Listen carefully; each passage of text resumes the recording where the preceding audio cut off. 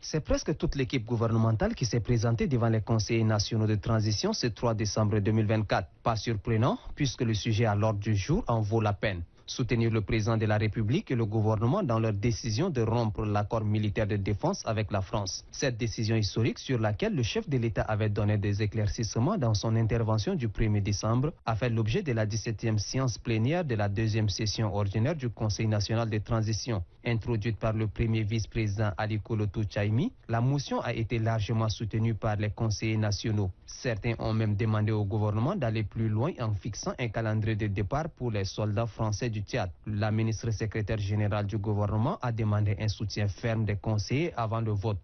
Votre initiative aujourd'hui, initiative louable, de soutenir le chef de l'État, garant de la souveraineté du Tchad, et le gouvernement est à saluer. Parce que qui d'autre est mieux placé que le Conseil national de la transition de réclamer et soutenir la pleine expression de la souveraineté du peuple tchadien.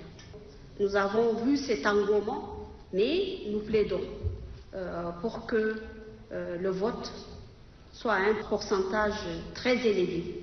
Avec 137 voix pour, soit 91,9% contre seulement 2 voix contre et 6 abstentions, la motion de soutien au président de la République et au gouvernement a été approuvée, ouvrant ainsi la voie à un départ de la troupe française du territoire national.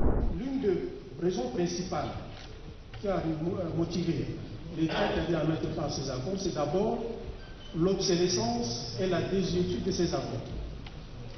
L'obsolescence et la désuétude. Parce que ces accords, quand elles ont été signées, eh bien, au regard actuel de la situation, ne répondent pas aux aspirations de l'État tchadien. Moi, personnellement, je me suis interrogé sur l'intérêt de cette coopération.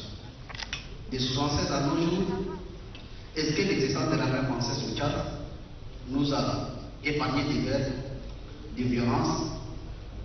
Et qu'est-ce que cette existence-là vraiment nous a apporté? Personnellement, je dis non.